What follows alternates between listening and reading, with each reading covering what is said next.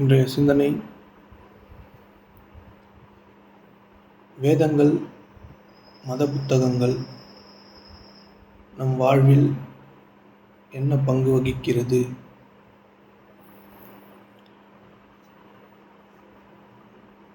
விசுவாசம் என்றால் என்ன? விசுவசிப்பது என்றால் என்ன? ஆன்மீக கேள்வி பதில்கள் உண்மையாக நமக்கு பயனளிக்கிறதா அப்படின்னு சில சிந்தனைகள் இருக்குது. வேறு சில சிந்தனைகள் நாளைக்கு பார்ப்போம். ஆன்மீக கேள்வி பதில்கள் எனக்கு பயனளிக்கிறதா?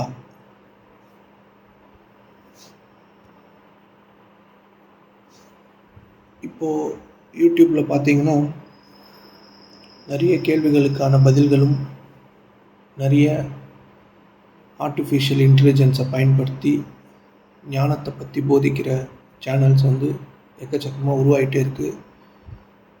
சாதாரண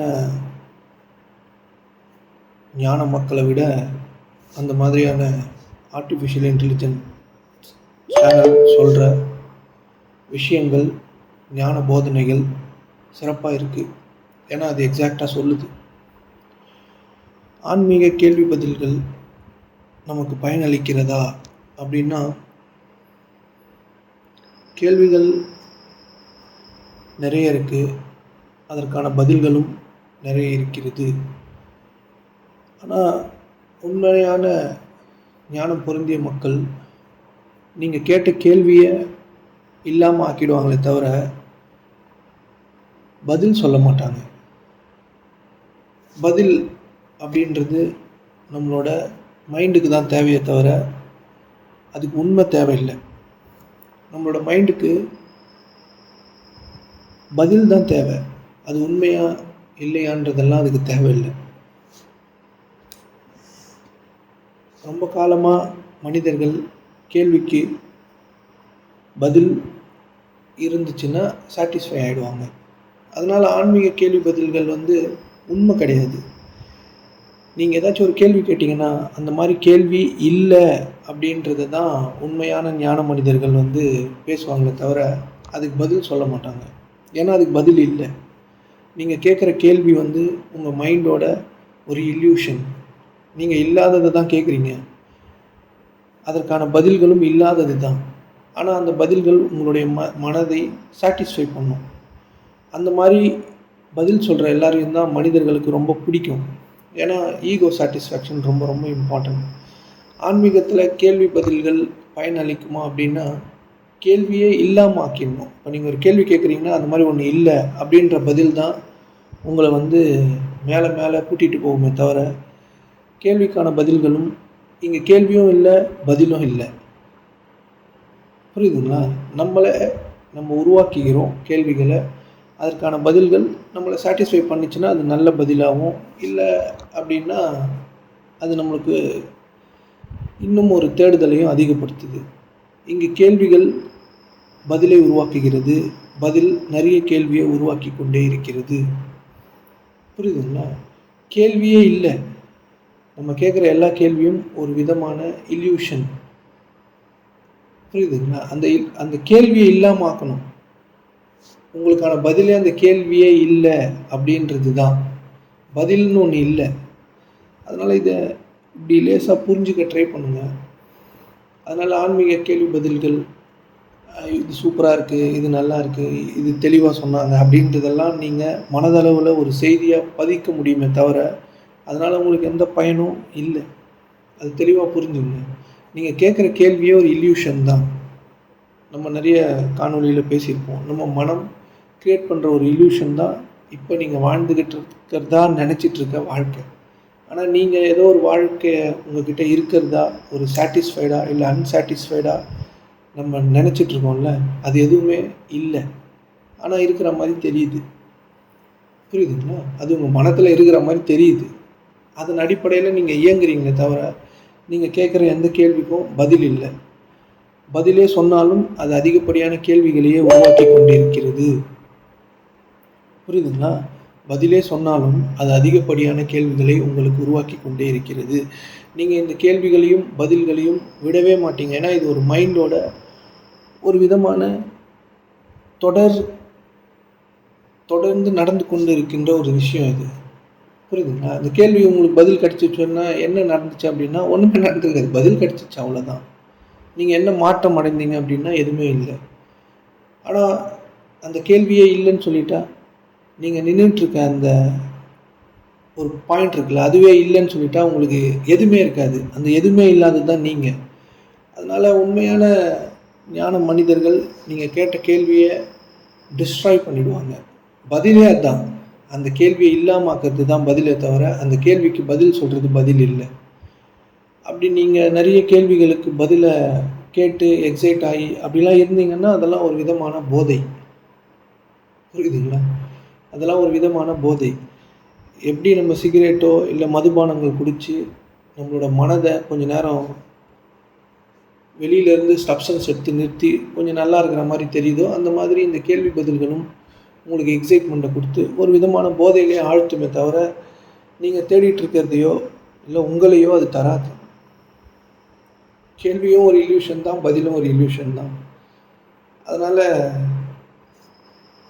தெளிவா இத கொஞ்சம் இதெல்லாம் புரியறதுக்கு கொஞ்சம் சிரமமா இருக்கலாம். இல்ல என்ன சொல்றாங்கன்னு கூட தெரியாம கூட இருக்கலாம். ஆனா அத பத்திலாம் எந்த கவலையும் பட வேண்டாம். ஆனா இதான் உண்மையான விளக்கம். கேள்விக்கும் பதிலுக்கும் என்ன விளக்கம் அப்டின்னா இதுதான். கேள்வின்ற ஒண்ண டிஸ்ட்ராய் பண்றது தான் அதுக்கான பதில். அதுக்கு ஒரு பதில் சொல்றது பதில் இல்ல. இது ரொம்ப காம்ப்ளிகேட்டட். இப்ப நான் சொல்றத நீங்க புரிஞ்சுக்கிறது ரொம்ப காம்ப்ளிகேட்டடான விஷயம் தான். இருந்தாலும் நான் சொல்றது தான் ட்ரூத். இதான் அப்படிதான் இருக்குது அது. அதுதான் நான் உங்களுக்கு சொல்றேன். அதனால ஆன்மீக கேள்வி பதில்கள் உங்களுக்கு பயனளிக்கிறதா அப்படின்னு நீங்க தான் உங்கள கேட்டு பார்த்துக்கணும். இது உண்மையா பயனளிக்குதா? இல்ல ஆன்சர் மட்டும் வந்தா போதுமா? ஆன்சர் வந்த உடனே சாட்டிஸ்ஃபை ஆயிடுதா? இல்ல அந்த ஆன்சர் வந்த பிறகு நான் ஏதாச்சும் மாற்றம் அடைந்திருக்கிறேனா? அப்படின்னு நீங்க யோசிச்சு பார்க்கணும். இங்க நெறைய கேள்விகள் கேட்கப்பட்டு விட்டனர். அதற்கான பதிலும் அளிக்கப்பட்டு விட்டது. ஆனா இந்த சமுதாயமும், இந்த உலகமும் அப்படியே தான் இருக்குது. அதுல எந்த மாற்றமும் இல்ல. கேள்விகளும், பதில்களும் மாற்றத்தை ஏற்படுத்துச்சா அப்படின்னா, எந்த மாற்றத்தையும் ஏற்படுத்தல. ஏன்னா கேள்வியும் இல்லை, பதிலும் இல்லை. அதனால உச்சக்கட்ட தன்னை உணர்ந்த மனிதர் அந்த கேள்வியே இல்லாம டிஸ்ட்ராய் பண்ணுவாரு. அதான் உங்களுக்கான பதில். ஏன்னா அந்த கேள்வி ஒரு இல்யூஷன். உங்க மனம் ஏற்படுத்துற ஒரு மாயை. அதுக்கு உங்களுக்கு உயிர்ப்பான, உங்கள சாட்டிஸ்ஃபை பண்ற பதில நான் உங்களுக்கு தந்தேன் அப்படின்னா, உங்களுக்கு ரொம்ப பிடிக்கும் அது. புரியுதுங்களா? உங்க மைண்டுக்கு ரொம்ப பிடிக்கும். அதனால இந்த மாரியான கேள்வி பதில்கள், இந்த மாதிரியான உரையாடல்கள்லாம் நீங்க கேட்டு, நெறைய விஷயங்கள தெரிஞ்சுக்கிட்ட மாரி நீங்க நெனைக்கிறதும், இல்ல உங்களுக்கு நெறைய புரிஞ்ச மாரி நீங்க நெனைக்கிறதும், அதுவும் ஒரு விதமான மைண்ட் தான். அது 2 நாள், 3 நாள் அந்த ஒரு எக்ஸைட்மெண்ட்ல இருக்கும். திருப்பியும் பழைய நிலைமைக்கு போயிடும். அதனால தெளிவா புரிஞ்சுங்க. அடுத்த கேள்வி, வேதங்கள் நம் வாழ்வில் என்ன பங்கு வகிக்கிறது? மத புத்தகங்கள் நம் வாழ்வில் என்ன பங்கு வகிக்கிறது? நம்ம நெறைய மக்கள் நம்மகிட்ட சொல்றாங்க, மனத நிறுத்தணும், மனத நிறுத்தணும். மனத நிறுத்துனீங்கன்னா, உங்களுக்கான வாழ்வு அங்கே இருக்கிறது. மனதிற்கு பின்னால் எல்லாம் இருக்கிறது. எண்ணங்களுக்கு பின்னால் எல்லாம் இருக்கிறது. அப்படின்னு நெறைய நமக்கு உபதேசங்கள் வழங்கப்பட்டிருக்கு. நெறைய பேர் சொல்லி கேள்விப்பட்டிருக்கோம். அதுதான் இந்த ஆன்மீகத்தோட ஃப்ரூட் அப்படின்னு அதான் மையம். எல்லாரும் மனத நிறுத்த சொல்றாங்க. ஆனா மனம் இயங்கிக்கிட்டே இருக்கு. இப்போ கண் எப்படி பார்க்குதோ, காது எப்படி கேட்குதோ, இப்போ கண்ண நீங்க திறந்தீங்கன்னா, கண்ண பார்க்காம இருக்க கண்ணு பார்க்குதுல்ல, காது கேட்குது. கண்ண திறந்த உடனே அது பார்த்துரும். அந்த மாரி கண்ண பார்க்காம இருக்க வைக்க உங்களால முடியுமான்னா முடியாது. கண்ண மூடிக்கலாம் அவ்வளோதான். காத மூடிக்கலாம். ஆனா திறந்தா அது பார்க்கும். காத திறந்தா அது கேட்கும். வாசனைய வந்து உங்க மூக்கால நுகராம இருங்க அப்படின்னா இருக்க முடியாது. வேணா மூக்க மூடிக்கலாம். அந்த மாதிரி மனதை எல்லாரும் நிறுத்துங்க நிறுத்துங்க அப்படின்னு சொல்கிறாங்கன்னா, மனதை எப்படி மூட முடியும், இல்லை மனதை எப்படி நிறுத்த முடியும் அப்படின்னு நீங்கள் யோசித்து பார்த்தீங்கன்னா, மனம்ன்றது ஒரு இயக்கம், அது இயங்கினே இருக்கும். புரியுதுங்களா? அது இயங்கினே இருக்கும். மனதை நிறுத்த முடியும். அதாவது நீங்கள் உங்களையே உற்று கவனித்து பார்த்துனே இருந்துனே இருந்தீங்கன்னா அது ஒரு காலம் பிடிக்கும், கொஞ்சம் காலம் பிடிக்கும். நீங்கள் மனதை தேவைக்கு நிறுத்திக்கலாம். எப்படி கண்ணை மூடிக்கிற மாதிரி, எப்படி காதை அடைச்சிக்கிற மாதிரி கொஞ்ச நேரம் நிறுத்தலாம். வெளியில் இருக்கலாம், அகத்துக்குள்ளே பயணிக்கலாம், எல்லாமே பண்ண முடியும்.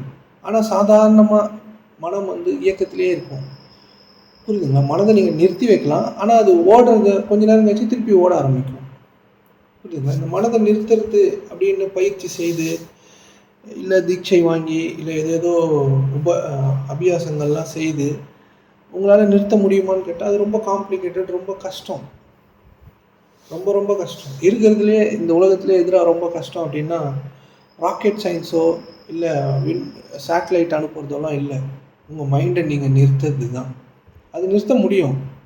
ஆனால் அது அவ்வளோ, ஏன்னா உங்கள் மைண்ட் வந்து அவ்வளோ ட்ரிக்கி, அவ்வளோ காம்ப்ளிகேட்டட். அதை நிறுத்துறதோ இல்லை நிறுத்திட்ட பிறகோ நீங்கள் நிறுத்துனீங்கன்னு கூட உங்களுக்கு தெரியாது. அந்தளவுக்கு மைண்ட் வந்து உங்களுக்கு ஒரு இல்யூஷனை க்ரியேட் பண்ணிகிட்டே இருக்கும். அதாவது இல்லாத ஒரு விஷயத்த இருக்கிற மாதிரி க்ரியேட் பண்ணிகிட்டே இருக்கும். நீங்கள் ஞானம் அடைஞ்ச மாதிரி க்ரியேட் பண்ணிகிட்டே இருக்கும். அது ஒரு விதமான இல்யூஷன். அது உங்களுக்கு புரிய வைக்கிறதுன்றது ரொம்ப ரொம்ப கஷ்டம்.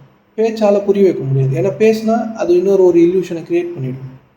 நீங்கள் உங்களை கவனிக்கும் பொழுது கவனித்து உள்ளே பயணிக்கும் பொழுது உங்களால் புரிஞ்சிக்க முடியலாம். இல்லை மனதை நிறுத்தின நபர்களோடு இருந்து அவங்க எப்படி பண்ணுறாங்கன்னு பார்த்து வேணால் கற்றுக்கலாம். அவங்க சொல்கிறது கூட உங்களுக்கு சில இல்யூஷனை க்ரியேட் பண்ணிவிடும்.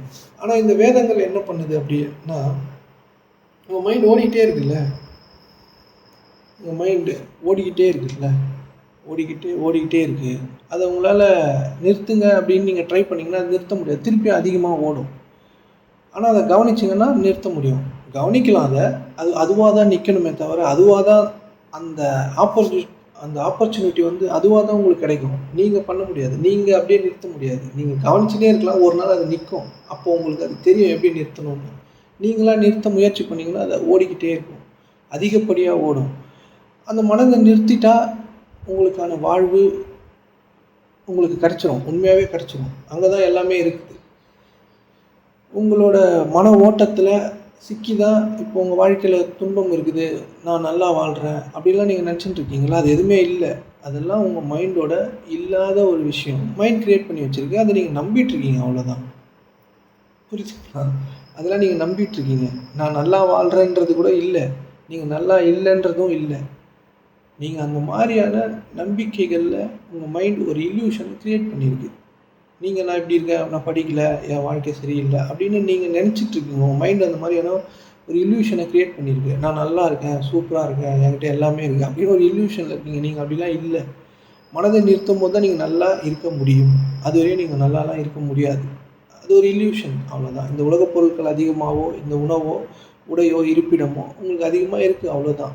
அது ஒரு சாட்டிஸ்ஃபேக்ஷன் லெவலை தருது. அது வந்து எண்டு இல்லை, அது வந்து சந்தோஷம் கிடையாது. புரியுதுங்களா? அந்த சந்தோஷம் எப்போ வேணாலும் உங்கள்கிட்டருந்து போகும், இல்லை நீங்கள் கிளம்புவீங்க. அதனால் இதெல்லாம் நில்லா சுகம், இதெல்லாம் ஒரு இல்யூஷன். புரியுதுங்களா? இப்போ இதெல்லாம் கேட்கும் போது இது எப்படி இல்யூஷன் அப்படிலாம் உங்களுக்கு புரியாது. இது ரொம்ப காம்ப்ளிகேட்டட் இல்யூஷன். இது தான் இருக்குது, ஆனால் ஏன் இல்லைன்னு சொல்கிறாங்க அப்படின்லாம் உங்களுக்கு புரியாது. ஆனால் இல்லை, அது உண்மையாகவே இல்லை. உங்கள் மைண்டு தான் அப்படி ஒன்றை உருவாக்கி வச்சுருக்கு. எப்படி கனவு வரும்போது உண்மைன்னு எப்படி நம்பிட்டுருக்கீங்களோ அதே மாதிரி இந்த வெளியில் இருக்க எல்லாமும் ஒரு கனவு தான். அது உண்மை கிடையாது. உண்மைன்றது நீங்கள் தான். புரியுதுங்க? உண்மைன்றது நீங்கள் மட்டும்தான். உங்கள் மேலே இருக்கிற இல்யூஷன் கிடையாது. இல்லாத ஒன்றை இருக்கிறதா உங்கள் மனம் பார்க்குது, அவ்வளோதான். இப்போ இந்த வேதங்கள் என்ன பண்ணுது அப்படின்னா, எல்லாராலையும் மனதை நிறுத்த முடியலல்ல. எல்லாரும் யூடியூப்பில் சேனல் தொடங்கி மனதை நிறுத்துங்க, மூச்சு பயிற்சி பண்ணுங்கள், அதை செய்யுங்க, இதை செய்யுங்க. ஏஐ ஆர்டிஃபிஷியல் இன்டெலிஜென்ஸை பயன்படுத்தி எக்கச்சக்க சேனல் இருக்குது. அவங்களும் பிரமாதமாக கருத்துக்களை வெளியிடுறாங்க, எல்லாம் பண்ணுறாங்க. ஆனால் மனித மனங்கள் வந்து மாறிச்சா அப்படின்னா மாறலை. ஆனால் இந்த வேதங்கள், பகவத்கீதையாக இருக்கட்டும், குரானாக இருக்கட்டும், பைபிளாக இருக்கட்டும், இவங்கெல்லாம் நிறைய விஷயங்களை நமக்கு சொல்கிறாங்க. புரியுதுங்களா? நிறைய விஷயங்கள் வந்து இப்போ நீங்கள் ஏதோ இப்போ குரான் எடுத்து படிக்கிறீங்க அப்படின்னா, அல்லாஹ்வை நினைவு கூறுவதனால் இதயங்கள் அமைதி பெறுகின்றன அப்படின்னு ஒரு வசனம் இருக்கு. தேவனுடைய சமாதானம் உங்கள் இருதயங்களையும் மனதையும் காக்கும். பகவத்கீதையில மன அமைதி இல்லாதவனுக்கு இன்பம் இல்லை. அப்படின்லாம் ஒரே விஷயத்த வித்தியாசமான வார்த்தை பதிவுகள்ல பதிவிட்டுருக்கிறாங்க. அல்லாஹ்வை நினைவு கூறுவதனால் இதயங்கள் அமைதி பெறுகின்றன அப்படின்னா, நீங்க மனத நிறுத்தறதுக்குலாம் எந்த ட்ரையும் பண்ண வேணாம். ரொம்ப அது கஷ்டமா இருக்குல்ல. எல்லா மனிதர்களாலயும் அதெல்லாம் பண்ண முடியாது. ஆனா, உங்க மைண்ட் எப்படி இயங்கிட்டு இருக்கும் அப்படின்னா, ஒரு எண்ணங்களால இயங்கிட்டு இருக்கும்ல. ஓடிக்கிட்டே இருக்கும். இப்போ நீங்க உங்க மைண்டுகிட்டயே அல்லாஹ்வை நினைவு கூறுவதனால் இதயங்கள் அமைதி பெறுகின்றன. வானமும் பூமியும் வானத்திற்கும் பூமிக்கும் இடைப்பட்டிருக்கின்ற எல்லாம் அல்லாஹ்விற்கு தான் சொந்தம். அப்படிலாம் இருக்கு. இப்போ வானத்துக்கும் பூமிக்கும் இருக்கிற எல்லாமே அல்லாஹ்க்கு தான் சொந்தம் அப்படின்னு உங்க மைண்டுக்கு நீங்க ஃபீடிங் குடுத்தீங்கன்னா, உங்க மைண்ட் நின்றும். ஏன்னா உங்களுது இல்ல அப்படின்னு அதுக்கு தெரியும். உங்க மைண்டோட பெரிய பிரச்சனை என்ன? உங்களோட மனதோட பெரிய பிரச்சனை என்ன அப்படின்னா, நீங்க கத்துக்கிறதெல்லாம் உண்மை நெனச்சுன்னு இருக்கீங்க. நீங்க கத்து வச்சிருக்கீங்கல்ல நிறைய விஷயம். அதெல்லாம் உண்மை நெனச்சுட்டு இருக்கீங்க. அதன் அடிப்படையில இயங்குறீங்க. அது மட்டும் இல்லாம மைண்ட் எப்படி இருக்குது அப்படின்னா, அத தாண்டி யாரும் இங்க பெருசா இருக்கக்கூடாதுன்னு நெனைக்கும். உங்களுக்கு நிறைய பேர் ஏதாச்சும் உங்களோட கீழ இருக்கவங்க எதனா சொன்னா உங்களுக்கு கோவம் வருதுல்ல. ஏன் கோவம் வருதுன்னா, நீங்க ஆல்ரெடி ஃப்ரேம் பண்ணி வச்சிருக்கீங்க. இவங்கலாம் நம்மளுக்கு கீழ இருக்கவங்க, இவங்களுக்கு நிறைய தெரியாது. அப்படிலாம் நிறைய தீர்ப்பு எழுதி வச்சிருக்கீங்கல்ல. அதன் அடிப்படையில உங்களுக்கு கோவம் வருது. ஆக்சுவலா உங்களுக்கு வர்றது பேர் கோவம் கிடையாது. உங்களுக்கு வர்றது பேர் வெறி. புரியுதுங்களா? வெறி, இயலாமை. அதுதான் உங்களுக்கு வருதே தவிர, அது பேர் கோவம், வெறுப்பு, வேதனை அப்படின்னு நெனச்சுக்கிறோம். அதெல்லாமே நீங்கள் சேகரித்து வைத்துக் கொண்டிருக்கும் குறிப்புகளில் இருந்து அது இல்லைன்னு சொன்னோன்னா உங்களுக்கு கோவம் வருது. வெறி வருது. கோவம்லாம் வரல. கோவம்ன்றது நல்லது தான். அது அது வேற ஒண்ணு. நம்மளுக்கு ஏன்னா நம்ம கவனிச்சு பார்த்தோம்னா, நம்மள காயப்படாம நம்மள வந்து வச்சுக்கிறது தான் நம்மளுக்கு ரொம்ப பிடிக்கும். நம்மளோட தவறுகள கூட பெருசா நம்ம வந்து சுட்டி காமிச்சு நம்மளே நம்ம வந்து சுய ஆராய்ச்சி பண்ணுறதுக்கு விரும்புறதில்ல. நம்மளே நம்ம சந்திக்கிறதுக்கும் நம்ம விரும்புறதில்ல. நம்ம எப்படி இருக்கிறோம் அப்படின்ற உண்மையை ஒத்துக்கிறதுக்கும் நம்ம விரும்புறதில்ல. ஆனா மற்றவங்கள நோக்கி கல்லெறியறதுக்கு நம்மளுக்கு ரொம்ப பிடிக்கும்.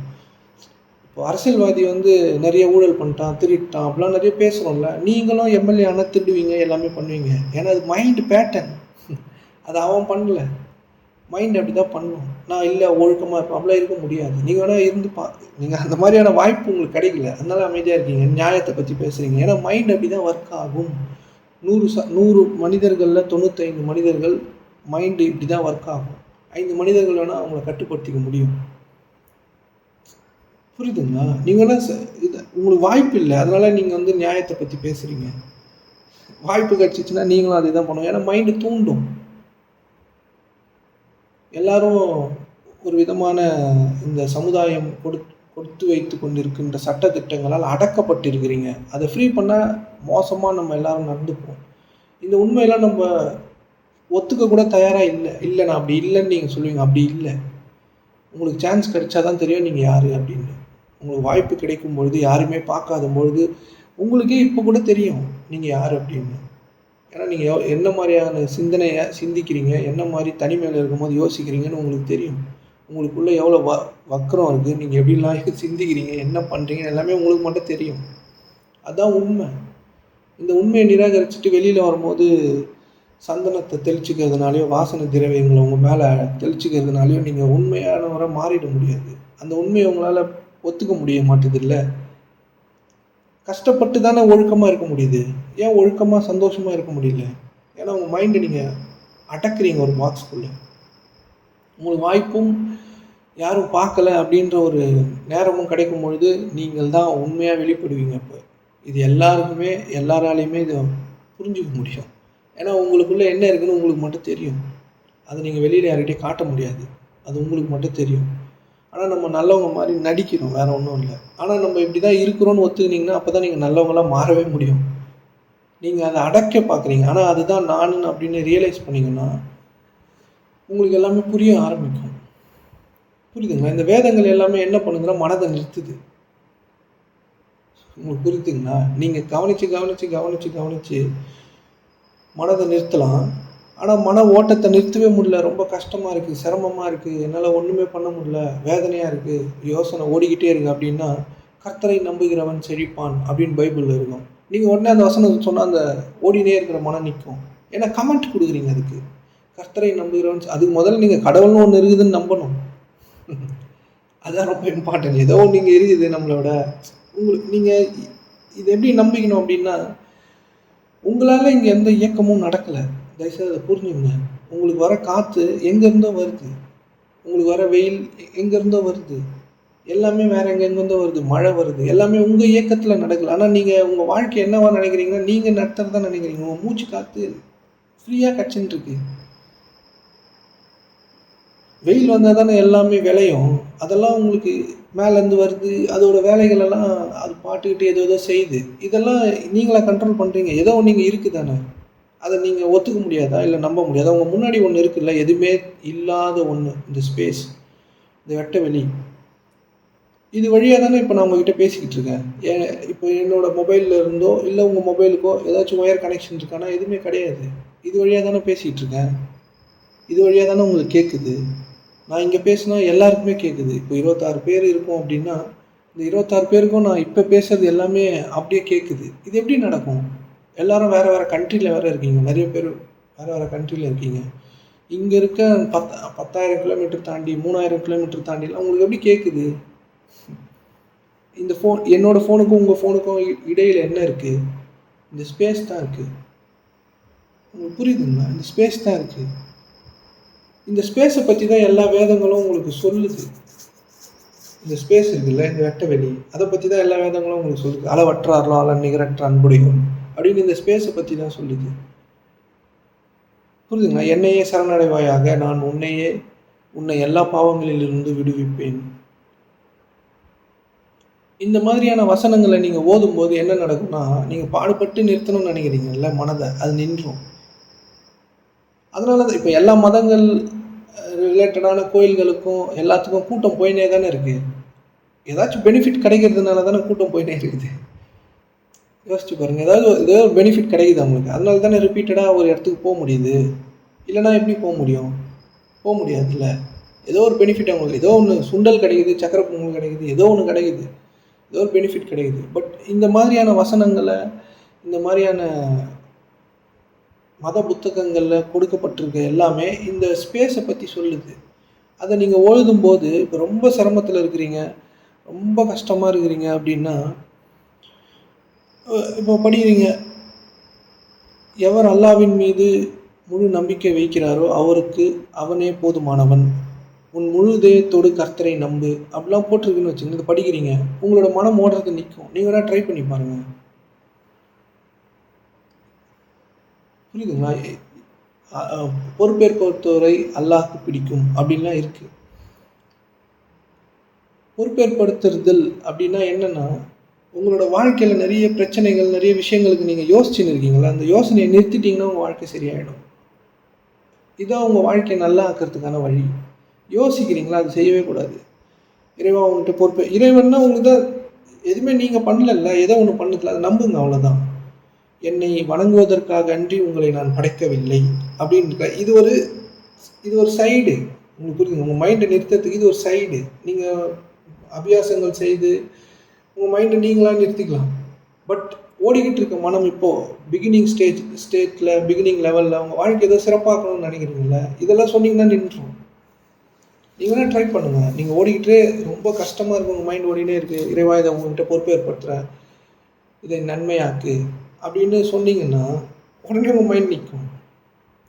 அதாவது இந்த வெட்ட வெளி ஒன்று இருக்குது பார்த்தீங்கன்னா நம்மளை சுற்றி, அது என்ன சொல்ல வருது நம்மக்கிட்ட அப்படின்னா, உன்னை நான் தான் படைச்சிருக்கிறேன், நீ என்னை மட்டும் நம்பு, என்னை மட்டும் கூப்பிடு, நீ மற்றவங்களை நம்புறதுக்கு தகுதியான ஆள் யாருமே இங்கே இல்லை என்னை தவிர அப்படின்னு சொல்லுது. இதுதான் அதோட இது. இப்போ உங்கள் கண்ணு முன்னாடி ஸ்பேஸ் இருக்குல்ல, அது என்ன உங்ககிட்ட சொல்லுதுன்னா, என்னை மட்டும் நம்பிக்கோ, என்கிட்டே கேளு.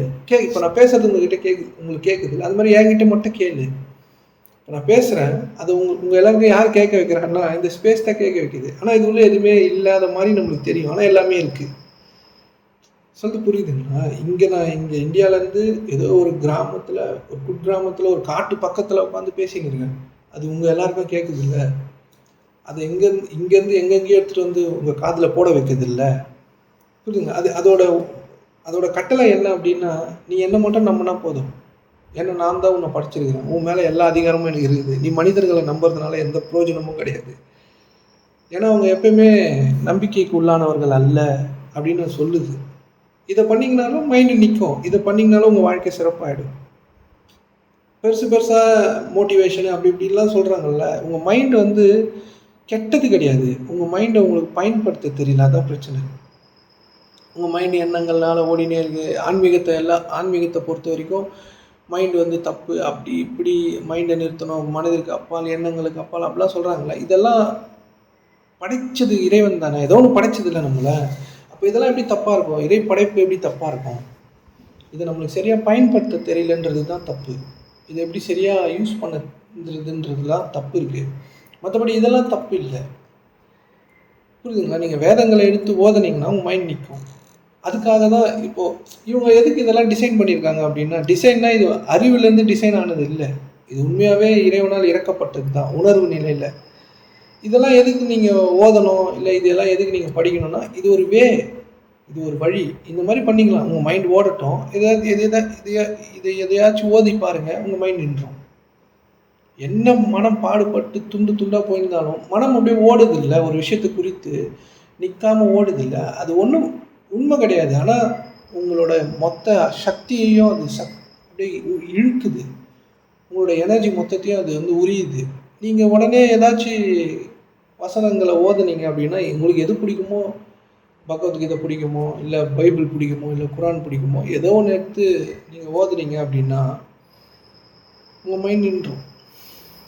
நீங்கள் யோசிக்கிறீங்கல்ல, அதுதான் உங்கள் வாழ்க்கையில் இப்போ வரைக்கும் வச்சுருக்க துன்பத்துக்கு எல்லாத்துக்கும் காரணம். அது மட்டும்தான். எது வேணும்னாலும் வேணும், அமைதியாக இருங்க, அவ்வளோதான்.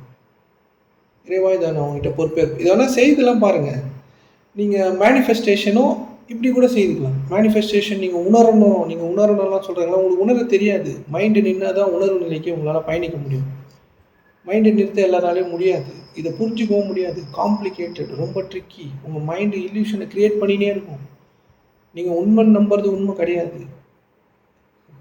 நீங்கள் கஷ்டப்பட்டுன்னு இருக்குன்றது உண்மை கிடையாது. நீங்கள் நல்லா இருக்கிறேன் அப்படின்னு நினச்சிட்டு இருக்கிறதும் உண்மை கிடையாது. அது ஒரு இல்யூஷன். மைண்டு க்ரியேட் பண்ணினே இருக்கும்.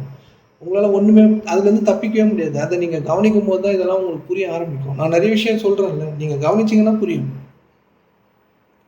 நான் எனக்குள்ள இந்த ஸ்பேஸில் என்ன இருக்குதோ, இந்த ஸ்பேஸ் இந்த இறைவன் எப்படி இயங்குதோ அதை பற்றி தான் நான் பேசிகிட்டு இருக்கேன். நான் வந்து புதுசாக வேறு இல்லாததெல்லாம் சொல்லலை.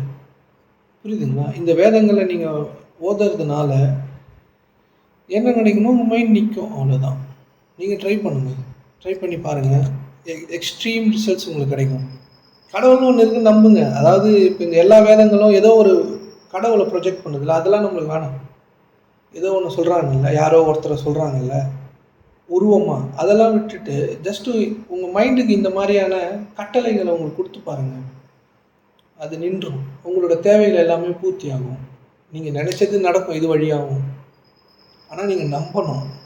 உங்கள் மைண்ட் வந்து அவ்வளோ சீக்கிரம் எதையும் நம்பிடாது.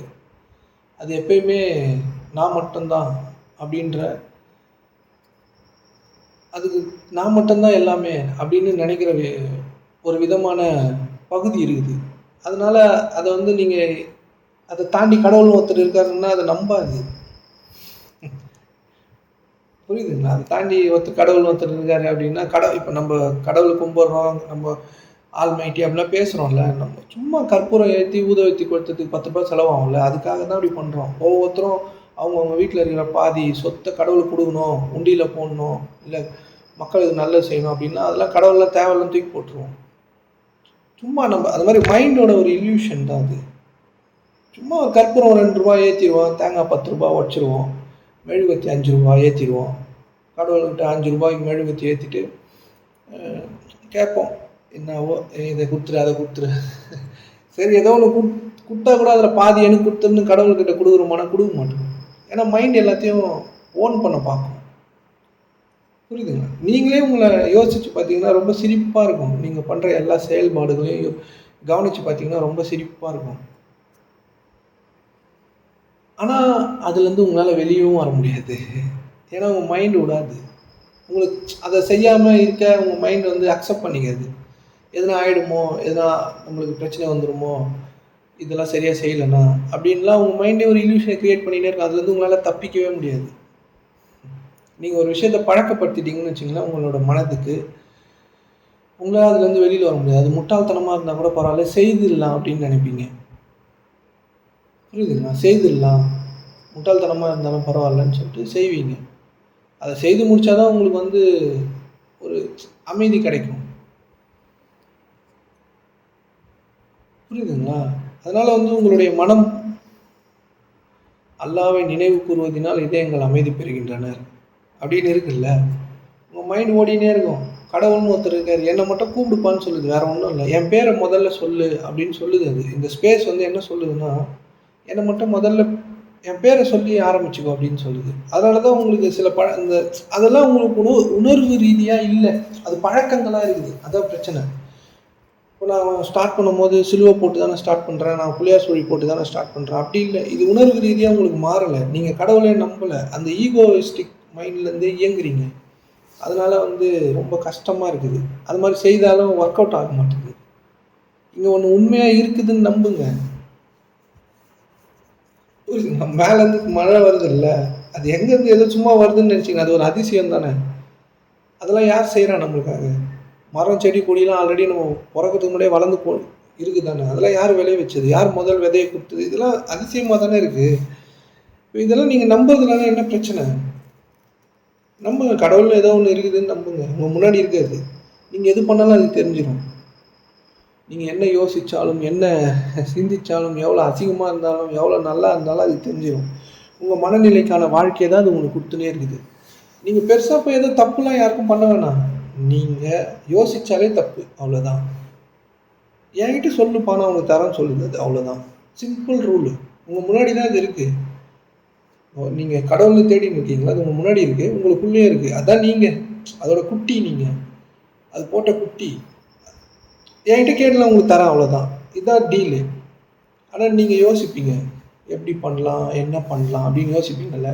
உங்கள் மைண்ட் வந்து அது யோசிக்காமல் கேட்டால் கிடைக்குமா அப்படின்னா இன்னும் அது ஒத்துக்காது. ஏன்னா நம்ம எல்லாரும் காலங்காலமாக உழைச்சி வேர்வை சிந்தி வாழ்ந்த வாழ்க்கையை பார்த்ததுனால எதுனா வேணும்னா ஏதாச்சும் ஒரு ஆக்ஷன் செய்யணும், ஏதாச்சும் ஒன்று செய்யணும், நம்ம பெரிய ஆள் ஆகணும்.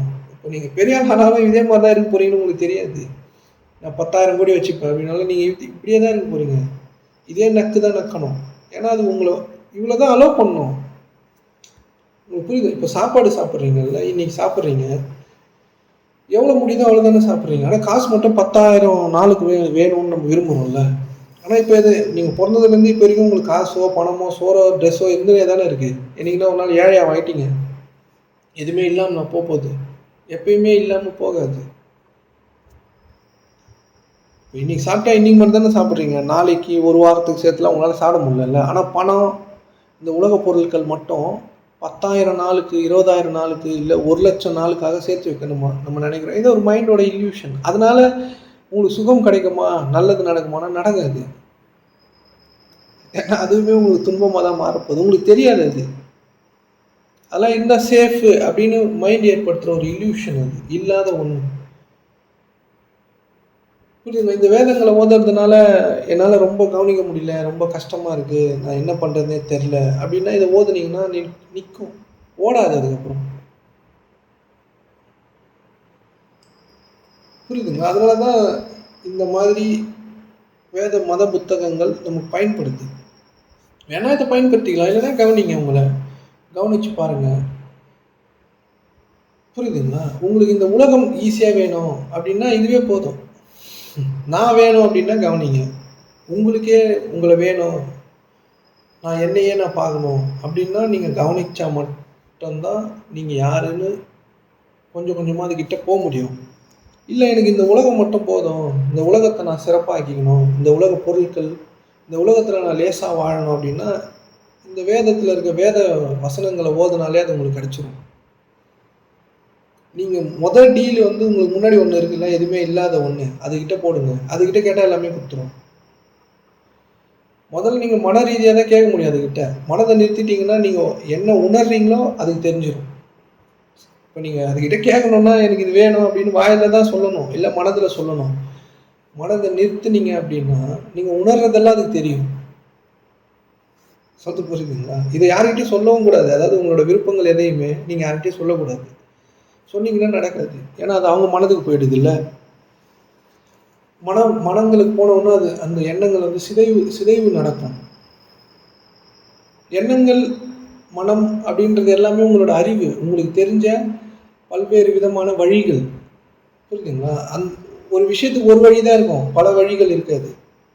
இப்போ நீங்க இந்த சைடு போனா சீக்கிரமா போயிடலாம், இந்த சைடு போனா சீக்கிரமா போயிடலாம்ன்னு 2 வழி இருக்குதுன்னா, ஒரு கால இந்த வழியிலயும், இன்னொரு கால அந்த வழியிலயும் வைக்க முடியாதுல்ல. அப்ப நீங்க போவே முடியாதுன்னு தானே அர்த்தம். அதுபோல எண்ணங்கள பதுக்க கத்துக்கணும். எண்ணங்கள பதுக்குனீங்க அப்படின்னா, அது நடந்துரும். புரியுதுங்களா? உங்களோட கஷ்டம், எனக்கு ரொம்ப கஷ்டம் அப்படின்லாம் நீங்க சொல்றீங்கல்ல, அப்படின்னு ஒண்ணு இல்ல. வேணாம் கஷ்டம்லாம் வேணாம். எனக்கு நெறைய இந்த உலக பொருட்கள், நெறைய இடம் வேணும், நெறைய சோறு வேணும், நெறைய நல்ல வாழ்க்கை வேணும். எல்லாமே வேணும்னா, அது பேர ஃபர்ஸ்ட்டு சொன்னீங்கன்னா, அது உங்களுக்கு வந்துரும். வேணா சொல்லி பாருங்க. இதெல்லாம் வந்து ஏதோ ஒரு புக்லேருந்து எடுத்து படிச்சு அடிச்சு விடல. இதெல்லாம் சொல்லி பார்த்து, அது குத்துச்சா இல்லையா அப்படின்றத பார்த்து தான் உங்ககிட்ட சொல்றேன். வேணா எதனா ஒரு வேதங்கள் எடுத்து ஓதுங்க. இப்போ உங்களுக்கு உடம்பே சரியில்லைன்னு வச்சுக்கங்களேன், அதெல்லாம் சில வேத வசனங்கள் இருக்கு. அதெல்லாம் நீங்க ஓதுனீங்கன்னா, நம்பிக்கையோட ஓதுனீங்கன்னா உடனே சரியாகும். உண்மையாவே சரியாகும். சும்மா சொல்லலங்க. உண்மையாவே சரியாகும். ஆனா நீங்க அத நம்பணும். அதான் அதுக்கு முக்கியம். அதுக்கு நீங்க வேற இந்த உலகத்துல எங்க அம்மாவ நம்புறேன், அப்பாவ நம்புறேன், என் குழந்தைங்கள நம்புறேன். அதெல்லாம் சொன்னீங்கன்னா, நீங்க யார நம்புனீங்களோ, அவங்கள வச்சே உங்க கதைய முடிக்கணும்.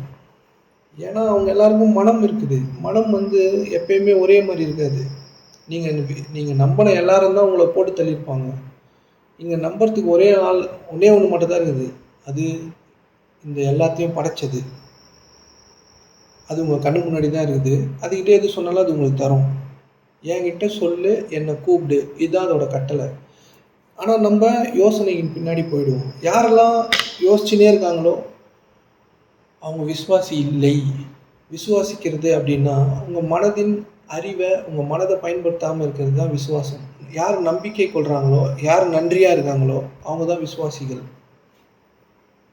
நன்றியா இருக்கிறதுனா, உங்களுக்கு எதனா கிடைச்சிச்சுன்னா முட்டி போட்டு நடக்கிறதோ, இல்ல எதையோ ஒண்ணு பண்றதெல்லாம் நேர்த்திக்கடன் பண்றதோ, முடிய போய் மொட்டை அடிச்சுக்கணுன்றதோ, இப்போ நீங்க முடிய மொட்டை அடிக்கிறீங்களா, அதுக்கு உங்க சொத்துல பாதி குடுத்துருங்களேன்னு பார்த்தா, அதெல்லாம் பண்ண மாட்டோம். எது ஈஸியா இருக்கோ அததான் பண்ணுவோம் நம்ம.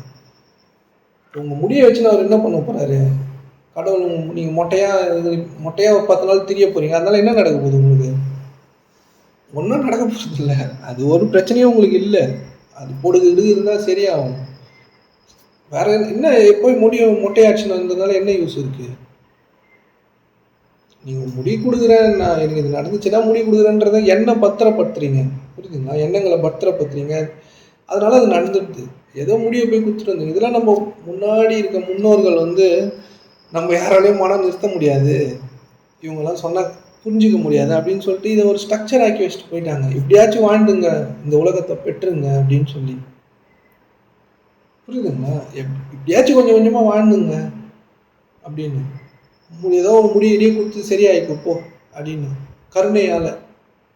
உங்க முடிய வச்சுன்னு நீங்க முடிய குடுக்கறதுக்கு பதிலா ஒரு மூக்க கீக்க குடுக்கலாம், கண்ண குடுக்கலாம், காத குடுக்கலாம். ஒரு காத யாருன்னா ஒரு காத குடுக்க முடியாதா வேணா அறுத்துக்கலாம். கண்ணு யாருன்னா இல்லாதவங்களுக்கு குடுக்கலாம்ல, நேர்த்திக் கடனா. அதெல்லாம் குடுக்க மாட்டோம். நம்மளுக்கு எது அதிகமா தேவையா இருக்கோ, அத யாருக்கும் தரமாட்டோம். அதனால நம்ம யாரும் யாருக்கும் தர்றது இல்ல. அதனால உண்மைய நம்ம நெறைய தர்மம் பண்ணியிருக்கோம், நம்ம நெறைய குடுக்குறோம் அப்படிலாம் நெனச்சுன்னு இருக்க போறீங்க. அந்த மாரிலாம் இல்ல. உங்களோட முக்கியமான தேவைகள் எதையுமே நம்ம யாருக்கும் தரமாட்டோம். ஏன்னா அது நம்மளுக்கு தேவை அது. அதனால இப்படி புரிஞ்சுங்க. இந்த வேதங்கள் வந்து அப்படியே இந்த மதங்கள் வந்து நம்மள இது பண்ணுது, அது பண்ணுதுன்னா கூட்டங்கள் வந்து தப்பு தான். அதன் அடிப்படையில உங்களுக்கு அடிமையாக்கி ஒரு கூட்டமா மாத்துறாங்கல்ல. அதெல்லாம் தப்பு தான். வேணா இதெல்லாம் நீங்க பயன்படுத்தி பாருங்க. உங்களுக்கு உடம்பு சரியில்லன்னா எதனா நெறைய வேத வசனங்கள்லாம் இருக்கு. அது எல்லாத்துலயும் இருக்கு. பகவத்கீதையில இருக்கு, பைபிள்ல இருக்கு, குரான்ல இருக்கு. நெறைய வேதங்கள்ல இருக்கு. நீங்க எடுத்து ஓதுனீங்கன்னா, நம்பிக்கையா ஓதுனீங்கன்னா, உடனே எல்லாமே சரியாகும். உங்க பிரச்சனைகள் கூட சரிப்படுத்தும் இது. இதெல்லாம் நான் பயன்படுத்தி சொல்றேன் நானு. உங்க முன்னாடி ஒண்ணு இருக்குல்ல, அதுகிட்ட எப்பவுமே அதையே நம்புங்க. அதுகிட்டயே கேளுங்க. அது உங்களுக்கு எல்லாத்தையும் ஈஸியா தந்துரும். ஏன்னா எல்லாமே அதுகிட்ட தான் இருக்குது. நீங்கள் பிச்சைக்காரங்கிட்ட போய் எதனா கேட்பீங்க, ஒன்றுமே இல்லாத பிச்சைக்காரன் நின்று இருக்கான்னு வச்சுங்களேன், அவங்ககிட்ட போய் எதனா கேட்பீங்களா? இல்லை நிறைய பணம் வச்சுருக்கவன் எல்லாமே வச்சுட்டு இருக்கவன் கிட்ட போய் கேட்பீங்களா? மனிதர்கள் எல்லாரும் பிச்சைக்காரங்க. ஏன்னா அவங்களே இவங்ககிட்ட இருந்து தான் பிச்சை வாங்கினாங்க. இவங்ககிட்ட எல்லாமே இருக்குது. இந்த வானத்திற்கும் பூமிக்கும் இடையில் இருக்கிற எல்லாமே அவந்து. நீங்களும் அவந்து தான், உங்கள் வீட்டில் இருக்கிறவங்களும் அவந்து தான். சொல்றது புரியுதுங்களா? சின்ன தூசி செருப்பு எல்லாமே அவந்து தான். முள்ளு கூட அவந்து தான், அவங்கள குத்தம். உங்கள் மனநிலை எப்படி இருக்கோ அந்த மாதிரியான வாழ்வு உங்கள் வெளியில் பிரதிபலிக்கும். முள்ளியை உங்கள் காலில் குத்திடுச்சு, தெரியாமல் குத்திடுச்சுன்னு நினைக்கிறீங்களா? உங்கள் மனநிலை என்னவா இருக்கிறதோ அதுக்கு அது பதில் சொல்லினே இருக்கு.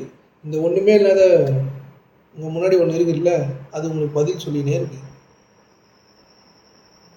அதை நீங்கள் ஜஸ்ட் அப்படியே நம்புங்க. அது ஒரு இல்யூஷனாக கூட இருக்கட்டும், அப்படியே நம்புங்க. அது உங்களுக்கு கேட்டதெல்லாம் தரும். எல்லாம் ட்ரை பண்ணி பாருங்க. அதுக்கு தான் இந்த வேதங்கள் பயன்படுது.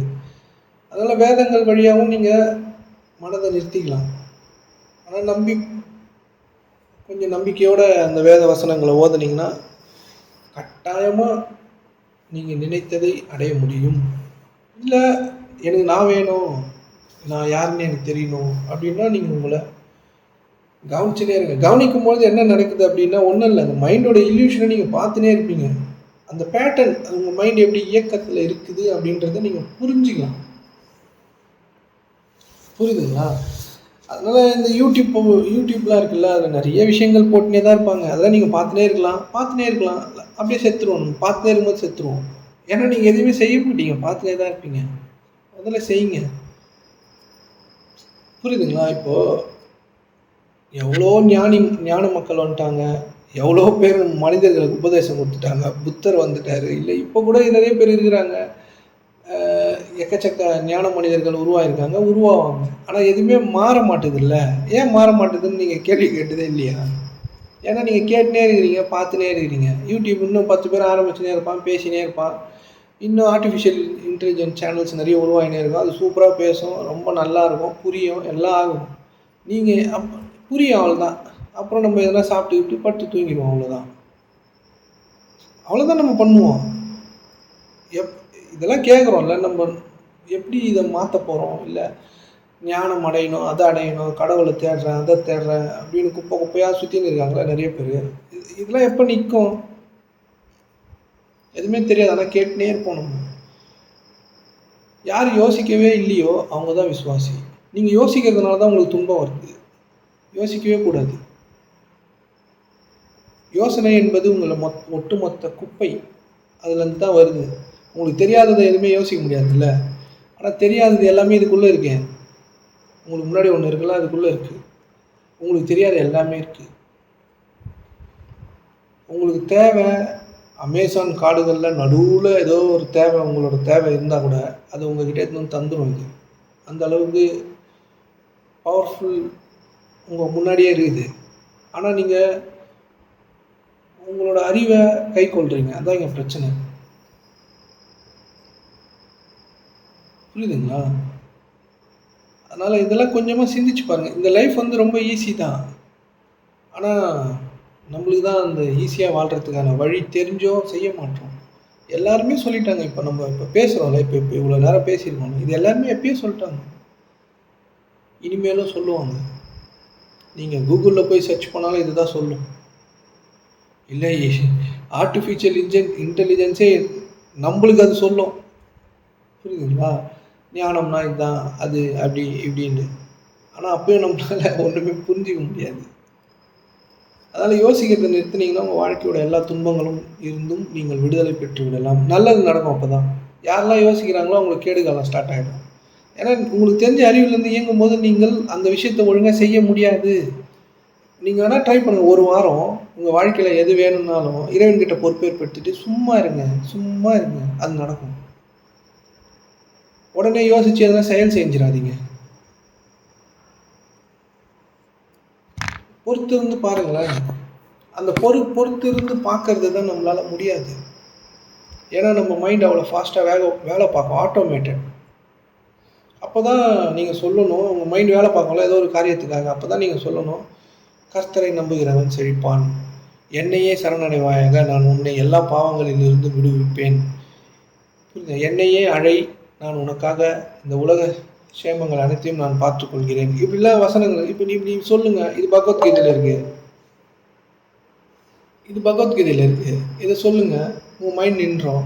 உங்களுக்கு எந்த தேவையா இருந்தாலும், உங்க முன்னாடி ஒண்ணு இருக்குல்ல, அது வாயில கூட சொல்லுங்க அதுகிட்ட. ஆனா மனிதர்கள் கிட்ட மட்டும் சொல்லிடாதீங்க. வாயில கூட சொல்லுங்க. "எனக்கு இந்த தேவை இருக்கிறது. இந்த தேவை எனக்கு இருக்கிறது. இதை உன்னிடம் பொறுப்பேற்படுத்துகிறேன்." அப்படின்னு வாயில சொல்லுங்க. சவுண்ட் அதுக்கு மட்டும் கேட்கட்டும். மனிதர்கள்கிட்ட சொல்லிடாதீங்க. இல்ல மனதளவுல சொல்லுங்க. அது நடப்பதைக் கண்டு ஆச்சரியம் அடைவீர்கள். இதெல்லாம் செய்து பாருங்களேன். சும்மா செய்து பாருங்க. நம்ம வந்து மிக உயரிய படைப்பு, மனித படைப்பு. சும்மா சுத்தின்னு இருக்க எல்லாமே நல்லா இருக்குது. ஆனா நம்ம மட்டும் நல்லா இருக்க மாட்றோம். ஏன்னா நம்மளுக்கு தெரியல. நம்ம தப்பு கிடையாது. நம்ம மைண்ட் தப்பு கிடையாது. பயன்படுத்த தெரியல. அத ஒழுங்குபடுத்த தெரியல. மோட்டிவேஷன் ஸ்பீச்லாம் எக்கச்சக்கமா குப்பை கணக்குல கேட்டு நீங்க எதையும் கேட்க வேணாம். இப்ப இந்த கிளாஸ கூட ஒரு வாட்டி கேட்டுருங்க. அதோட போதும். நீங்க நீங்க உங்களுக்கு முன்னாடி ஒண்ணு இருக்குல்ல, அத நம்புங்க. வேற எதுவும் உங்களுக்கு பயன் தராது. உங்களுக்கு வேதங்கள் ஓதுறது புடிச்சிருந்தா ஓதுங்க. இல்லன்னா உங்களே நீங்க கவனிங்க. ரொம்ப முடியல, வாழ்க்கை குப்பை தொட்டிக்கிட்ட நிறுத்திருச்சு அப்படின்னா, தொடர்ந்து வேதத்த ஓதி தொடங்குங்க. ஏதோ உங்களுக்கு புடிச்ச வேதத்த எடுத்து ஓதுங்க. இல்ல அது எதுவுமே பண்ண மாட்டாங்க. குப்பை தொட்டி பக்கத்திலேயே நிக்கிறதே புடிச்சிருக்குதுன்னா நில்லுங்க அங்கேயே. ஒண்ணும் பிரச்சனை கிடையாது. புரியுதுங்களா? உலகம் உங்களுக்கு ஈஸியா வேணும். உலகம் லேசாகணும். சோறு எனக்கு வேணும். உணவு, உடை, இருப்பிடம்லாம் இருக்குல்ல, அதெல்லாம் உங்களுக்கு வேணும். இந்த பூமி எளிமையா கிடைக்கணும்னா, இந்த வேதங்களே உங்களுக்கு போதும். நான் வேணும் அப்படின்னா நீங்க கவனிங்க. உங்களை உற்று நோக்குங்கள். உங்களுக்கு வர எல்லா எண்ணமும் உண்மை அல்ல. நீங்க எண்ணங்களின் அடிப்படையில் செயல்படக்கூடாது. உங்களுக்கு வர சந்தோஷமான எண்ணம் கூட உண்மை கிடையாது. எல்லா தாட்டும் பொய் தான். நீங்க சும்மா இருக்கணும். அந்த சும்மா இருக்கிறாங்கல்ல, அந்த மன தாக்கத்தினால இந்த மனத எண்ணங்களினோட தாக்கத்தினால அஃபெக்ட் ஆகாம இருக்காங்கல்ல, அவங்க தான் பொறுமையாளர்கள். பொறுமையாளர்களுடன் இறைவன் இருக்கிறான். ஏன்னா அவங்க எதுவுமே பண்ண மாட்டாங்க. இறைவன் உங்களுக்காக இது கட்டாயம் உங்களுக்காக வேலை செய்யும். 100% உங்களுக்காக இது எல்லா வேலைகளையும் செய்து சரியா முடிக்கும். அதோட ஒரே கட்டளை என்ன மட்டும் தான் நீ நம்பணும்.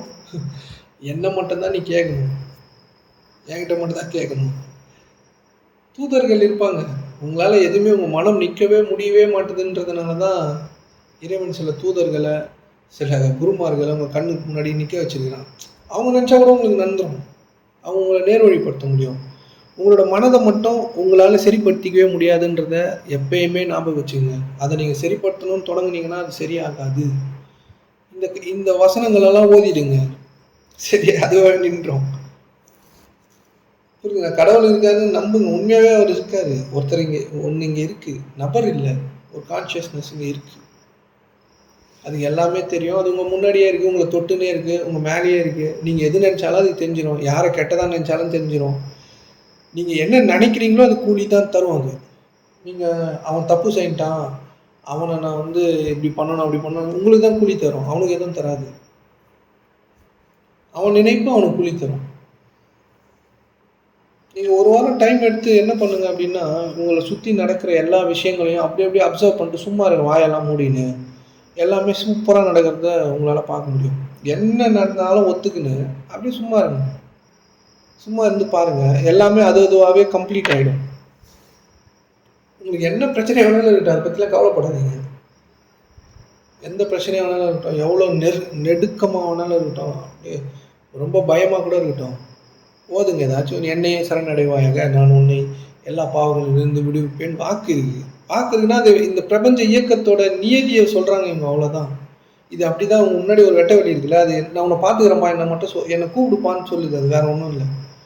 முன்னாடி நம்ம இப்போ மனத வச்சு தானுன்ற அகங்காரத்துல நம்ம வந்து வாழ்ந்துன்னு இருப்போம்ல. அப்ப இதெல்லாம் சொல்ல நம்மளுக்கு நல்லா இருக்காது. இதெல்லாம் எப்புட்றா சொல்றது? இதெல்லாம் நல்லாவா இருக்குது? இதெல்லாம் நடக்குமான்னு மைண்ட் வந்து ஒரு இல்யூஷன கிரியேட் பண்ணினே இருக்கும். உங்க மைண்டே மொத்தமும் இல்யூஷன் தான். அது கடந்த கால அறிவிலிருந்து உருவாக்கப்பட்டது தான். எதிர்காலத்தை பற்றி நினச்சிட்டு தொங்கின்னு இருக்கும். அதால் நிகழ்காலத்தில் மட்டும் இருக்கவே முடியாது.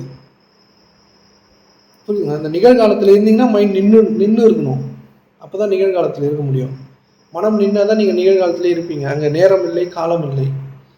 முதலாவதாக தேவனின் ராஜ்யத்தை தேடுங்கள், பின்னர் இவை அனைத்தும் உங்களுக்கு சும்மா கொடுக்கப்படும். தேவ சாம்ராஜ்யம் உங்களுக்குள்ளே தான் இருக்குது. பரலோக சாம்ராஜ்யம் உங்களுக்குள்ளே இருக்குது. வைகுண்டம் உங்களுக்குள்ளே இருக்குது. பரலோகம் உங்களுக்குள்ளே இருக்குது. பரதேசி அப்படின்னா வெளியில் ஒன்றுமே ட்ரெஸ் எல்லாம் கிழிஞ்சு போய் போட்டுக்கிறோம் பரதேசி. அவன் உள்ளுக்குள்ளே இருக்கிறவன் பரதேசி.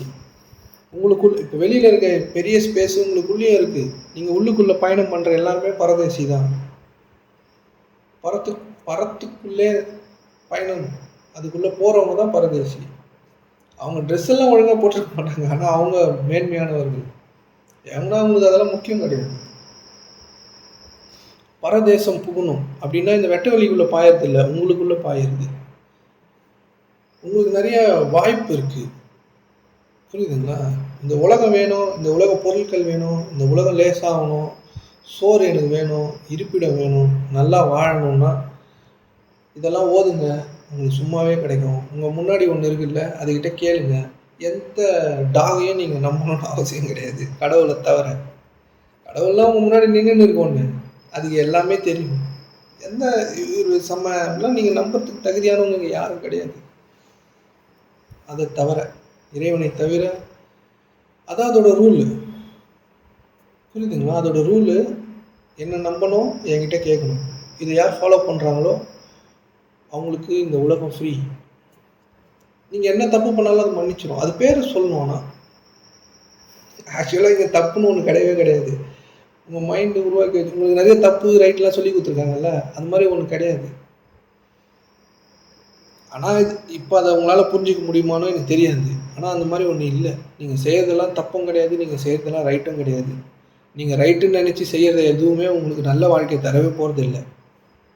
நீங்கள் யோசிக்கக்கூடாது, அதுதான் நல்ல வாழ்க்கையை தரும். எல்லா விஷயத்தை குறித்தும் நீங்கள் இப்போ காலையில் எழுந்துக்கிறீங்க அப்படின்னா முதல்ல அது பேரை சொல்லிவிடுங்க. அது உங்களுக்கு தெரியுதோ தெரியலையோ, உணர்ந்துருக்கிறீங்களோ இல்லையோ, அது பேரை சொல்லுங்க. அதுக்காச்சும் கொஞ்சம் பலன் தரும். அது கொஞ்சமாச்சும் பலன் இருக்குது.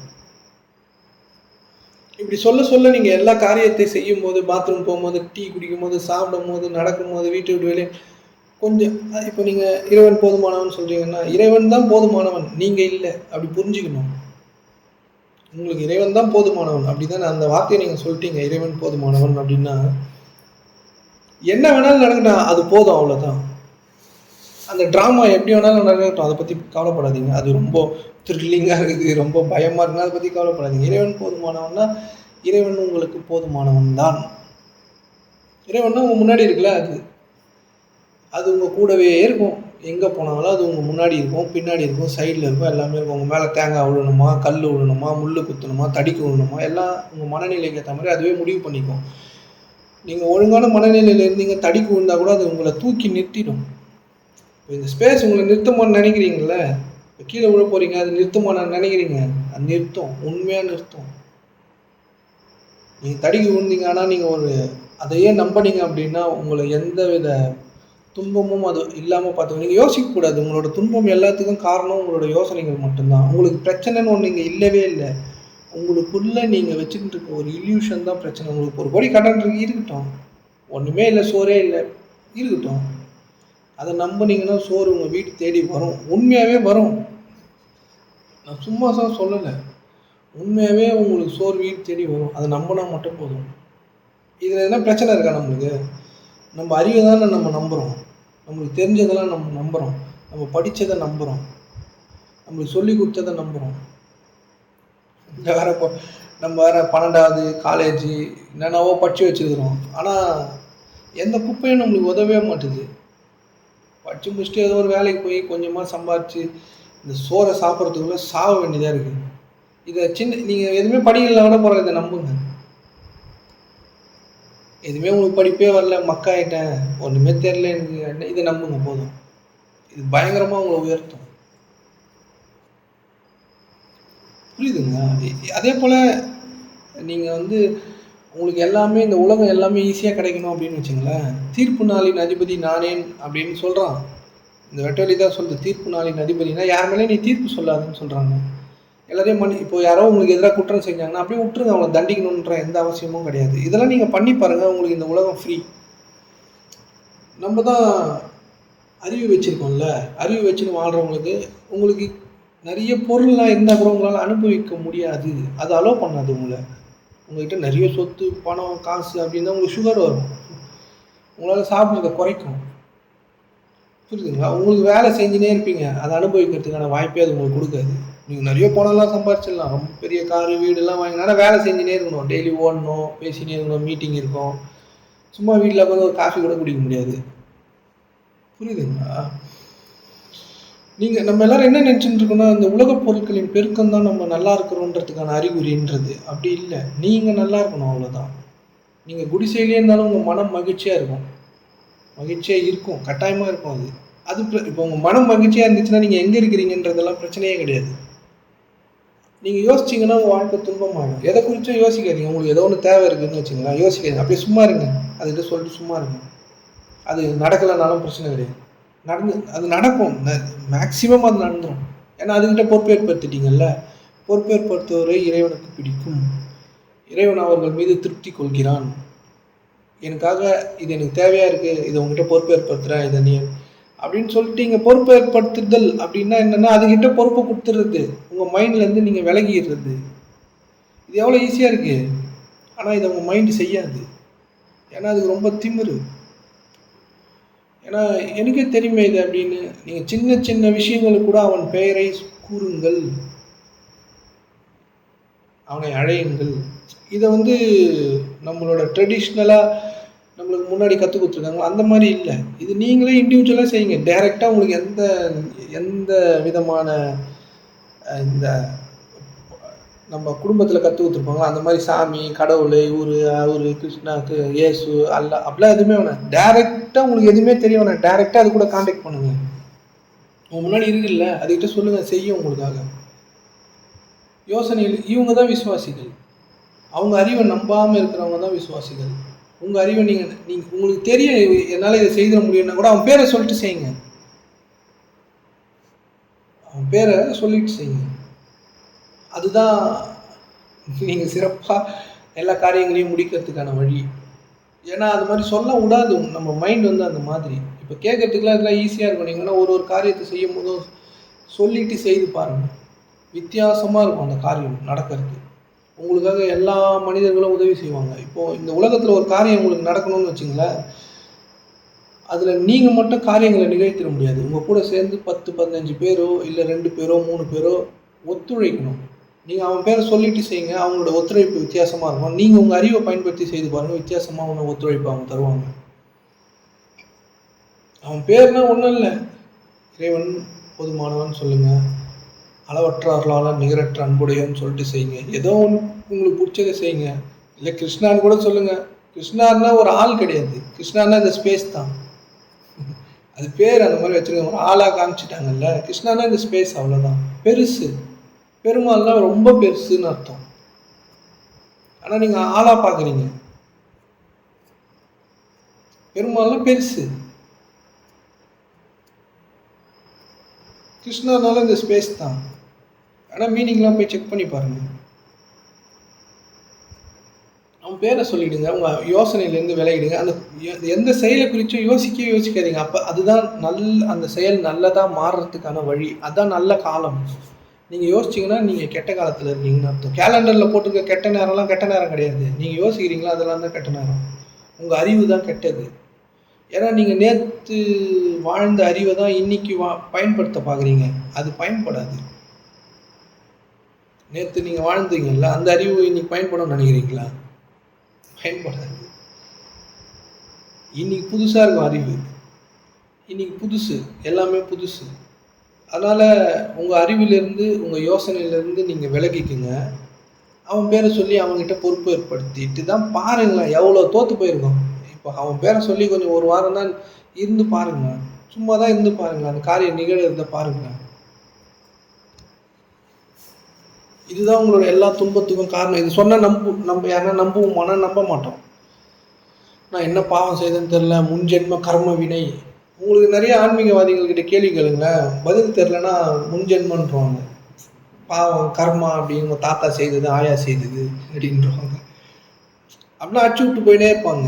நீங்களும் ஆமா சூப்பர் நல்ல பதில் அப்படின்ட்டு கை தட்டின்னு இருப்பீங்க. கால்ல விழுந்துன்னு இருப்பீங்க. நீங்க அவ கால்லனா விழுந்தீங்கன்னு வச்சுக்கங்களேன், உங்களுக்கு ஸ்ட்ரெயிட்டா நரகம் தான். இங்க அது மட்டும் தான் எப்பயுமே. அதுக்கு இணையா இங்க எதுவும் கிடையாது. ஏன்னா அதுதான் இங்க ஞானம் பொருந்திய மனிதர். மனிதன் கூட கிடையாது. அதான் ஞானம் பொருந்தியது. அதுகிட்ட தான் எல்லா ஞானமும் இருக்கு. அதான் எல்லாமும்.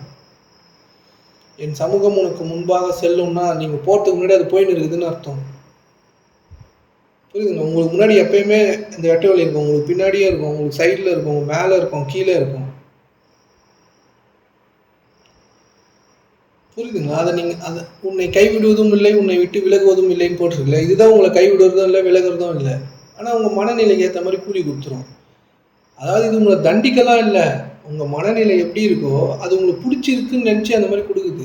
இவனுக்கு முள்ளுல குத்து வாங்குறது புடிக்குதுன்னு சொல்லி உங்களுக்கு அத அலோவ் பண்ணுது. இவன் தேங்காய் தலை மேல விழணும் போல அப்படின்னு இவன் விரும்புறான் அப்படின்னு சொல்லி அத அலோவ் பண்ணுது.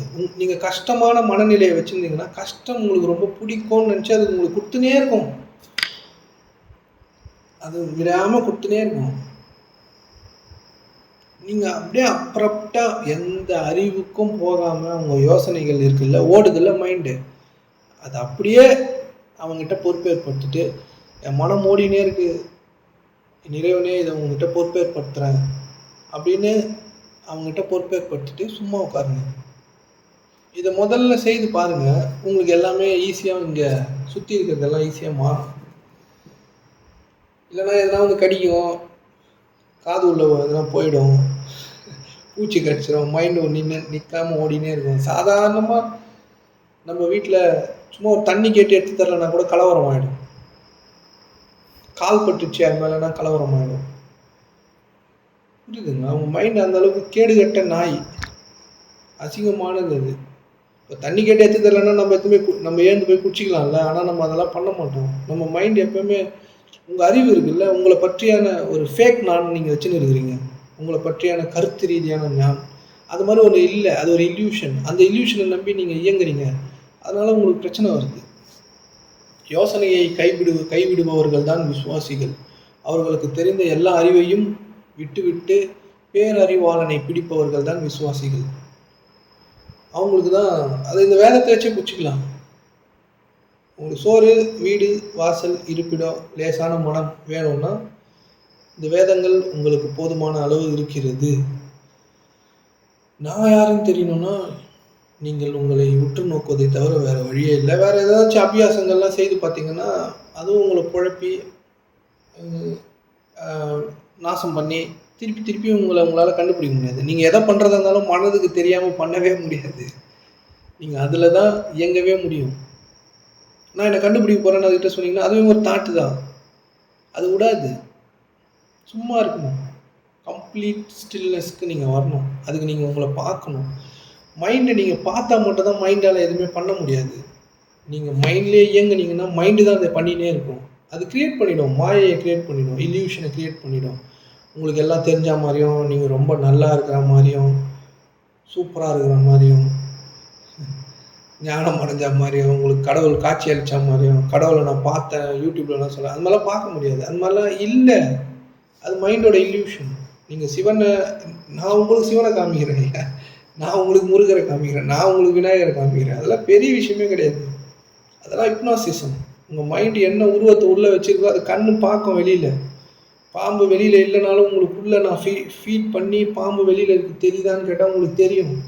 அதெல்லாம் மந்திரமும் கிடையாது. உங்க மைண்டோட இல்யூஷன். எப்படி உங்களோட எண்ணங்கள நீங்க நம்பி இயங்குறீங்களோ, அதே மாதிரி வெளியிலயும் உருவமே இல்லனாலும் உருவமா காட்ட முடியும். அதெல்லாம் காமிச்சு தான் சில சாமியாருங்க வந்து ஏதோ பெரிய கடவுள் இருக்கிற மாரி அப்படிலாம் அந்த மாரிலாம் ஒண்ணும் இல்ல. புரியுதுங்களா? அதெல்லாம் பைத்தியக்காரத்தனம். இதெல்லாம் நீங்க நம்புனீங்கன்னா நாசமாயிடுவீங்க. நீங்க கடவுள்னு ஒண்ணு இப்ப வெளியில கும்பிட்டுன்னு இருக்கீங்களா, அதான் உங்க நாசத்துக்கு காரணம். வேற ஒண்ணும் கிடையாது. ஏதேதோ உங்களுக்கு கத்துக் குடுத்துருக்காங்க. அதெல்லாம் பண்ற வரைக்கும் நீங்க நாசமா மட்டும் தான் இருப்பீங்க. யோசிக்க கூடாது. உங்க முன்னாடி தான் இருக்குல்ல அது. அதுகிட்ட கேளுங்க. நீங்க பண்ற இது அது கடவுள்னு சொல்லிட்டு கண்டத பண்ணின்னு இருக்கீங்களா, அதெல்லாம் உங்களுக்கு நாசமாக்கிரும். அதனால எந்த யூஸும் உங்களுக்கு கிடையாது. வேணா இதெல்லாம் ட்ரை பண்ணி பாருங்க. அதனால வேதங்கள் வந்து உங்கள அடைய முடியலனாலும் இந்த உலகத்த, இந்த பூமிய உங்களுக்கு எளிதாக்கி தரும். அதுக்கு நீங்க பண்ண வேண்டியது எல்லாமே நம்பிக்கை தான். நம்பணும். உங்க முன்னாடி ஒண்ணு இருக்குல்ல, வெளி வெட்ட வெளி. அத வெட்ட முடியாது, எரிக்க முடியாது, நனைக்க முடியாது, எதுவுமே பண்ண முடியாது. அது மேல காரி துப்புனீங்கன்னா, அது உங்க மேல தான் வந்து படும். ஏன்னா, அந்த அளவுக்கு அது இசைவுத்தன்மையா இருக்கும். அது எல்லாரையும் ஒத்துக்கும். நீங்க என்ன பண்ணாலும் சும்மா தான் இருக்கும். அந்த மாரி நீங்க சும்மா ஆயிட்டீங்கன்னா, இந்த பிரபஞ்சமே உங்களுக்கானது தான். புரியுதுங்களா? இது எதுவுமே பண்ண முடியாது. உங்க முன்னாடி ஒண்ணு இருக்குல்ல. நீங்க ஃபைனலா ஞானம் ஞானம்னு ஏதோ ஒண்ணு தேடின்னு இருக்கீங்களா? அது இங்க தான் வந்து முடியும். ஆனா, இப்ப நான் செய்தியா உங்களுக்கு அத சொல்றேன். அதனால நீங்க அத கேட்டுப்பீங்க. உங்க மைண்டுக்கு அது தெரியாது. செய்தியா இப்ப பதிவாயிடும். ஆனா அது தெரியாது அதுக்கு. அது உணரலல்ல, அதனால தெரியாது. நீங்க தேடிட்டு இருக்க ஒண்ணு உங்க முன்னாடி தான் இருக்குது. ஆனா நீங்க சுத்தி முத்தி லாஸ்ட்டா நீங்க உங்கள ஃபைண்ட் பண்ணும்போது, உங்களுக்கு ஆன்ஸர் உங்களுக்கு முன்னாடி ஒண்ணு இருக்கு பாருங்க. எதுவுமே இல்லாத ஒண்ணு. அதனால அந்த எதுவுமே இல்லாத ஒண்ணு தான் உங்களுக்கான எல்லா ஒட்டு மொத்தத்துக்குமான ஆன்ஸர். அந்த எதுவுமே இல்லாத ஒண்ண நம்புறவங்க தான் விசுவாசி. உங்கள நம்புறீங்கல்ல, உங்க அறிவ நம்புறீங்கல்ல, அவங்க விசுவாசி கிடையாது. நீங்கள் இறைவனுக்கு எதிரானவர்கள். இப்போ இதெல்லாம் தெரியாம இருக்கிறாங்கல்ல, அவங்களுக்கு எந்த பிரச்சனையுமே கிடையாது. இப்ப நீங்க தெரியாத்தனமா இந்த கிளாஸ்க்குலாம் வந்துட்டீங்கல்ல, உங்க காதுல இதெல்லாம் விழுந்துச்சுல்ல, நீங்கள் ரொம்ப ஜாக்கிரதையா இருக்கணும். ஏன்னா உங்களுக்கு தான் தெரியுமே. உங்களுக்கு இந்த ஞா இப்போ இந்த விஷயம் உங்களுக்கு அறிவுறுத்தப்பட்டுச்சுல்ல, இதுதான் உங்களுக்கு தெரியுமே.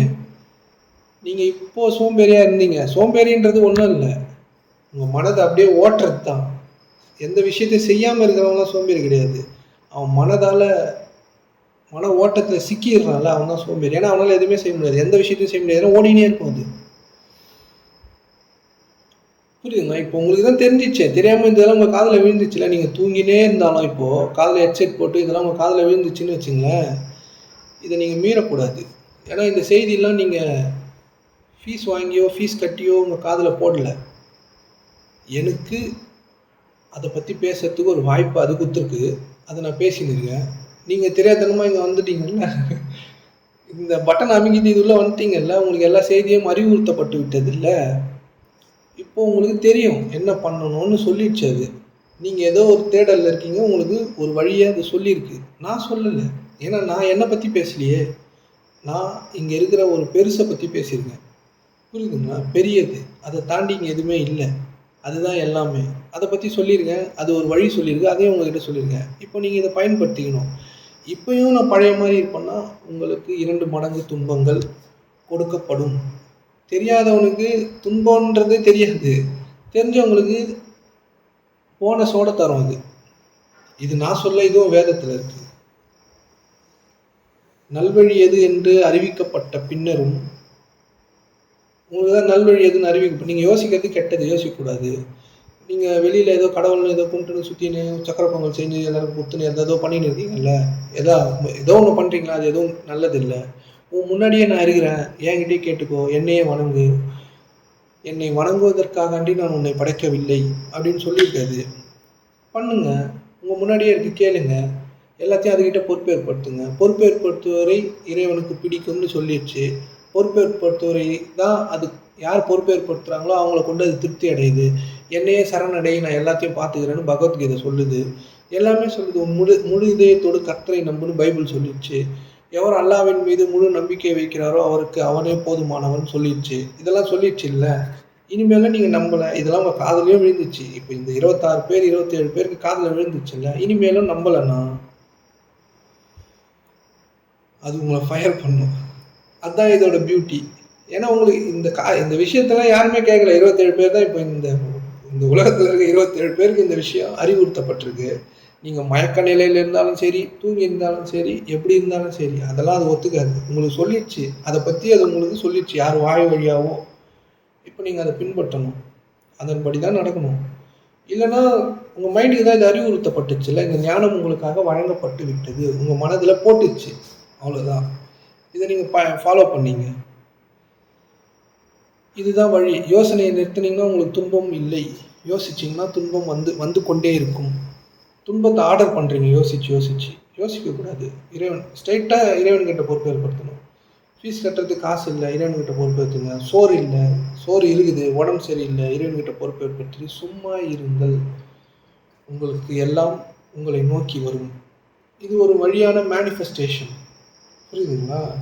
மேனிஃபெஸ்டேஷன் கண்ண மூடி அப்படியே கஷ்டா மாதிரி அதெல்லாம் மனம் நிறுத்தினவங்களால தான் பண்ண முடியும். எல்லாராலையும் பிரார்த்தனை பண்ண முடியாது. மனம் நின்னா தான் மேனிஃபெஸ்டேஷன் பண்ண முடியும். மனம் நின்னா தான் பிரார்த்தனை பண்ண முடியும். மனம் நின்னா தான் எல்லாமே. மனம் நிற்கிறதுக்கு இதை ஓதிக்குங்க. இது உங்களுக்கான ஒரு வழி. இந்த உலகம் உங்களுக்கு எளிமையாக்குவதற்கும், உங்களை சுற்றி இருக்க மனிதர்கள் இருக்காங்களா, அவங்கள துன்பப்படுத்துறாங்கல்ல, அவங்கள சமாதானமாக்குறதுக்கும் இது ஒரு வழி. அதனால் இதெல்லாம் ட்ரை பண்ணி பாருங்கள். உங்களுக்கு எந்த உடம்பு சரியில்லை, அது சரியில்லை அப்படின்னா, சில வேத வசனங்களை ஓதுனாலே சரியாயிடும் அது. அதுக்கு பெரிய டாக்டர்கிட்ட போய் ஊசிலாம் போடணுன்னு அவசியம் இல்லை. பெரிய பெரிய விஷயங்கள் இல்லை. சின்ன சின்னதாக உங்களுக்கு ஏற்படுற உடல் உபாதைகள்லாம் இந்த வேத வசனம் இதுக்கு ப்ரூஃப் இருக்குது. நான் சும்மா சொல்லலை. சரிங்களா? ப்ரூஃப் இருக்குன்றது கூட அது உண்மையாக நடக்கும், அவ்வளோதான். நீங்கள் ப்ரூஃபெல்லாம் வச்சு தான் நம்பணுன்னா நம்பாதீங்க, அவ்வளோதான். வேணால் நீங்களே இண்டிவிஜுவலாக பயன்படுத்திங்கன்னு சொல்கிறேன்ல நான். சரிங்களா? அதனால் நாளைக்கு இன்னும் நிறைய சிந்தனைகள் இருக்குது. நாளைக்கு வாங்க. நல்லது. இறைவன் போதுமானவன்.